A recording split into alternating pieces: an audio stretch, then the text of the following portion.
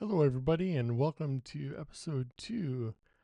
What I want to do is make this video, and first of all, I want to um, share with you the email I got from John Collins Black.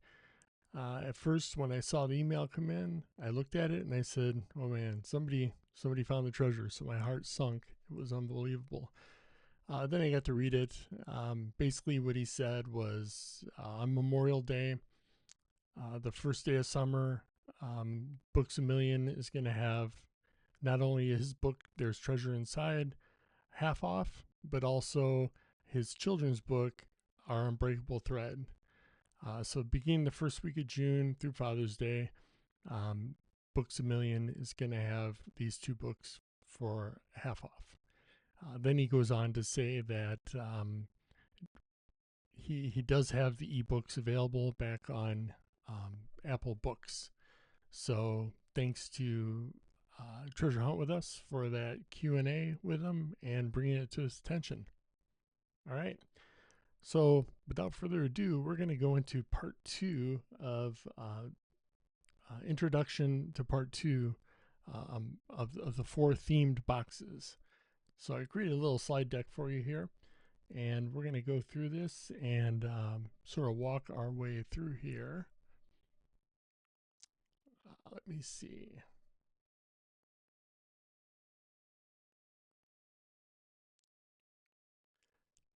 All right, we're going to begin with the chapter quotes. So there's 2 chapter quotes in here. The first one is by Jerome Bruner. He states, being able to go beyond the information given to figure things out is one of the few untarnishable joys in life. What this is really saying is wishing for something and planning for it take the same brain power. But only planning actually, gets you anywhere. So stop just dreaming and basically start doing. In other words, I like to say, daydreaming don't pay the bills, right? If you got time to wish, you got time to hustle. Plot that move, then make it happen. So that's his first quote. The second quote is, the noblest pleasures is the joy of understanding, and that's Leonardo da Vinci. So, what this states is you only get one life. It's wild, unique, and precious, so don't waste it. Live it fully and with purpose and passion. Or, in other words, you only get one shot at this life, and it's a rare gem. Don't sleepwalk through it. Live loud, live real.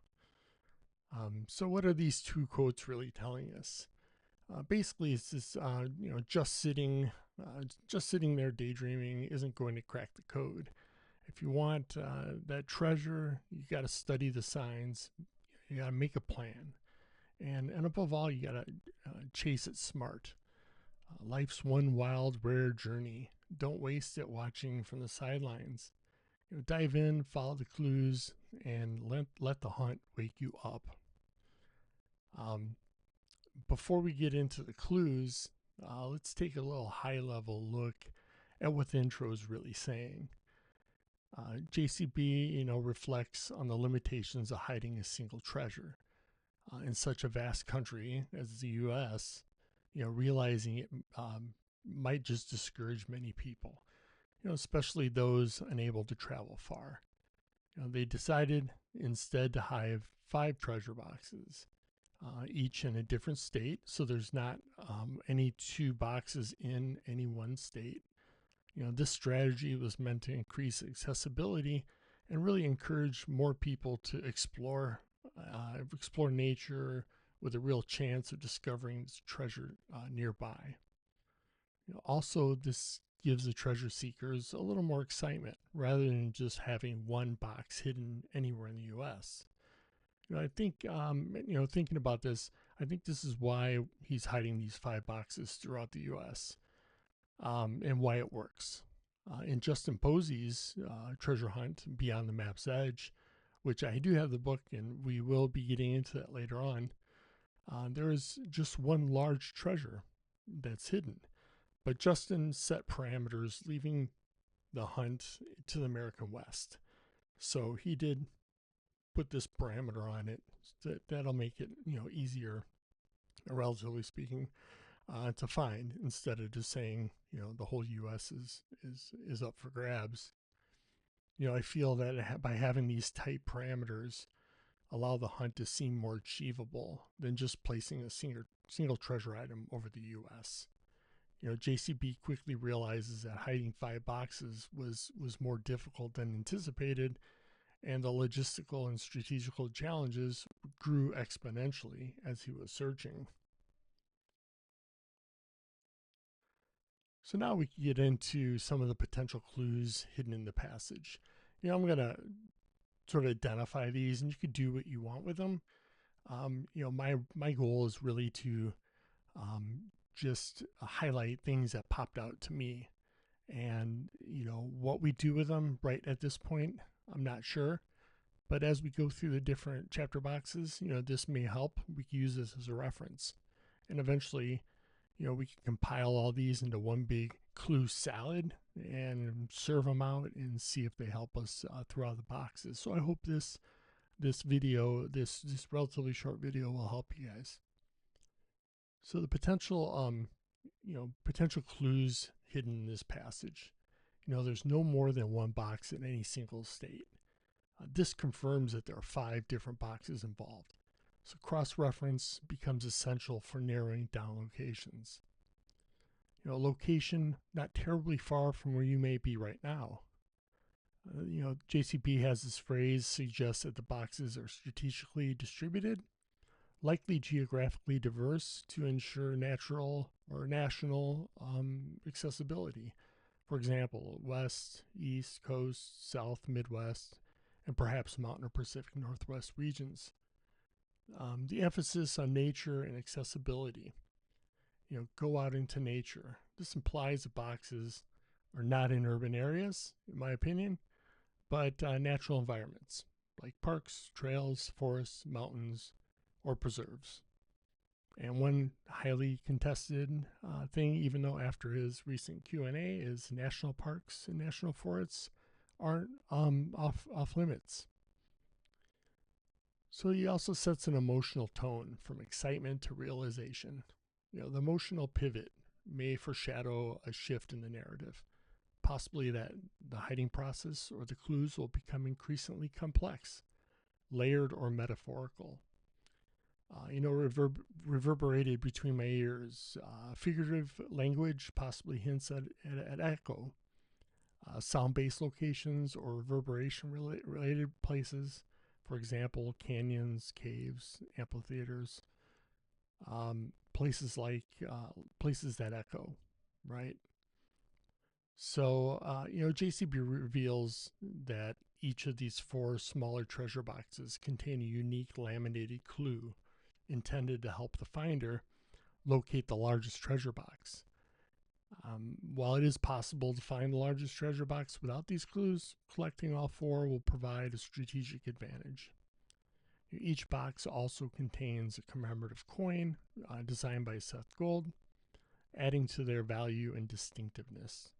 Importantly, the treasure items placed in the following 4 chapters that are in this section are not tied to any specific boxes unless explicitly stated. Likewise, any item shown elsewhere in the book might be in any of the 4 boxes. Even for those not interested in this physical hunt, JCB does encourage continued reading for entertainment, stories, and joy. Like I mentioned in the previous video, it's a really enjoyable book. So regardless if you're going to go hunt for this treasure or not, I do highly recommend that you read the book. So then we get on to the original laminated clue in each box, where he states, this is up for debate what this clue is, but these are basically one of a kind, not published anywhere else, so they are exclusive. Their exclusivity suggests these clues might involve possibly physical objects, images, or even coordinates, meaningful only in physical form, possibly map fragments, visual hints, or cipher keys. We don't know. They haven't been found yet. They also help you locate the largest treasure box, he goes on to state. This indicates a multi-layer hunt, right? The first layer is finding any one of these 4 distributed boxes. I guess he is assuming that one of these 4 boxes will be found first before the lion's share, thus giving you an extra advantage if you were to find these first.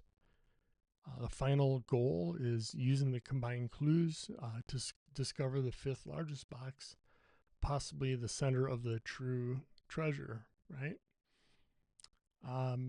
He does state, though, it's not necessary, but it is helpful. JCB suggests the largest treasure could be found independently, perhaps via hints embedded elsewhere in the book. But the 4 box clues serve as shortcuts or confirmations, possibly narrowing location, providing cipher keys, or reducing ambiguity.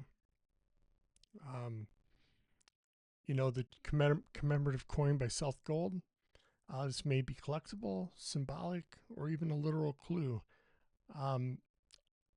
This one also is up for debate. Although JCB says everything in the book can be used as a clue, whether or not,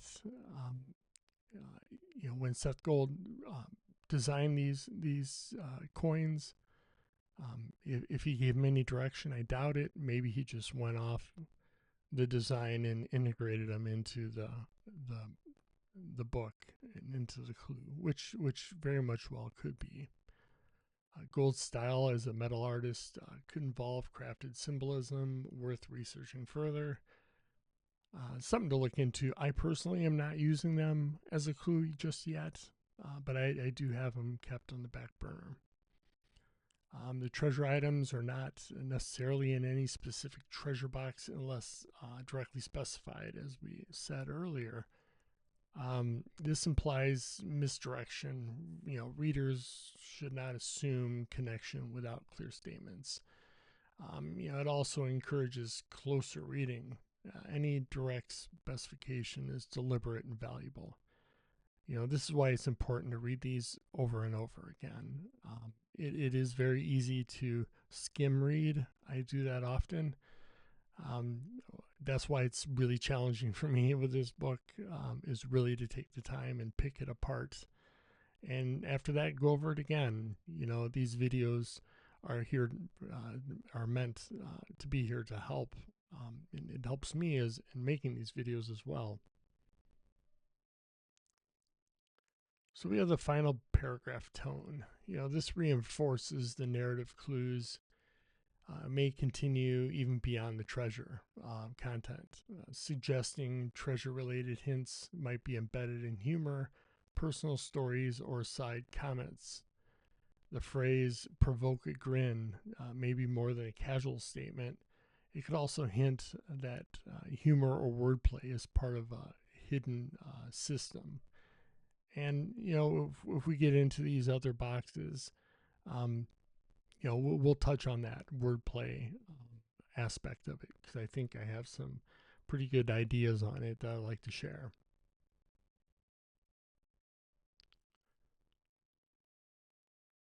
So, summary and recap, right? Treasure hunt structure, or what is our strategy? So as a recap, we do have 5 total treasure boxes hidden across the U.S.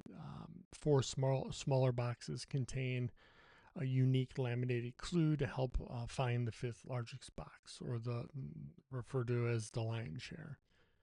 They all have all of the 4 boxes have a commemorative coin, and the largest box can be found without the 4 clues, but they do offer a strategic advantage.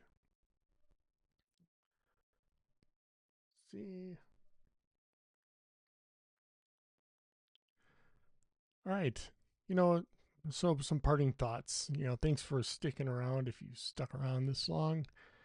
This has been really fun doing these videos. I appreciate everybody taking the time to watch it. But as we wrap up this intro to part two, there's treasure inside. Let's take a look. Take a moment to reflect on a deeper message behind both the quotes and the treasure hunt itself. As the quotes say in the beginning, being able to go beyond the information given to figure things out is one of the few untarnishable joys in life. The Jerome Bruner quote.